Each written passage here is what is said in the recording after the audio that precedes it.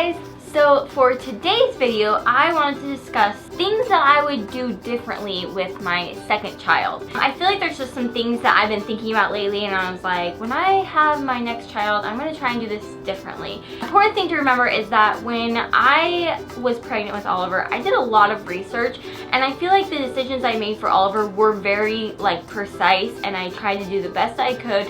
And for the most part, the things that, I talk about in this video isn't necessarily that I even could have done them differently, because Oliver has his own personality and his own things that I had to work with. With my next child, I guess it's kind of in hopes that they're a little bit different, maybe a different personality than Oliver, a little more laid back, rather than Oliver was just a little bit more of a very particular baby. With the next baby, I want to, try to incorporate different things, but also just remembering that there's, it just kind of depends on that next baby. Number one thing that I hope to do differently with my next child is I would like to incorporate bottle a little bit more. Really feel like I wasn't pushy enough with the bottle, and I actually at one point just decided to throw out the bottle altogether. I just didn't want him to have the nipple confusion. I'm home all the time. I don't need him to take a bottle ever. It's kind of his choice and my choice, but I hope that with the next child that I can incorporate a little bit more, incorporate, other people bottle feeding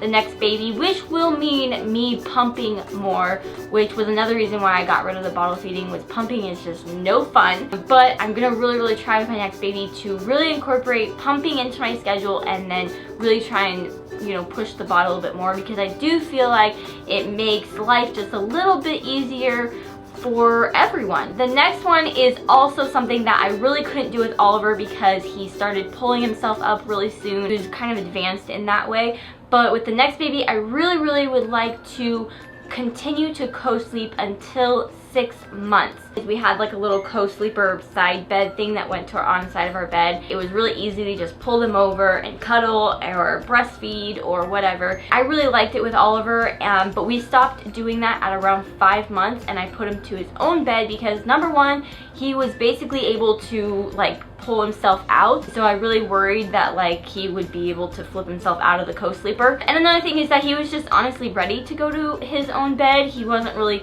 sleeping as long. He was kind of a really light sleeper, so it made us doing things, kind of difficult. But I hope with the next baby I can go to at least 6 months, because I feel like Oliver missed out on a key cuddle time or something, and I don't know if again this is just his personality, but I feel like Oliver doesn't really like to cuddle that much, because we didn't really cuddle at night very much because he just went to his own bed at 5 months old. Okay, next thing that I would incorporate is specific nap times. With Oliver, we were definitely just a little bit more laid back. I never really started a specific nap time until around 6-7 months old. We just didn't have a good schedule, we were kind of just always out and about and doing things. And with the next baby, I really want to incorporate the nap time a little bit early on, maybe even closer to 3-4 months old, just because I feel like it was really tough going there. It was hard for him to learn to go into his bed and sleep in the daytime rather than just at night. I definitely would like to incorporate nap time a little bit earlier on than we did with Oliver. Okay, this next one is a huge mistake that I did with Oliver, and I still am failing as it is. I should have wrote things down. I did not write anything down with Oliver, and it makes me really sad because you're probably thinking, Missy, you documented everything. You've made videos on your channel. You've vlogged his day every single day of his life. And that is all true. I do have it in video, but I don't have it written down. I don't even have a baby book. That makes me really sad, because it's hard for me even to remember specific times that he did things.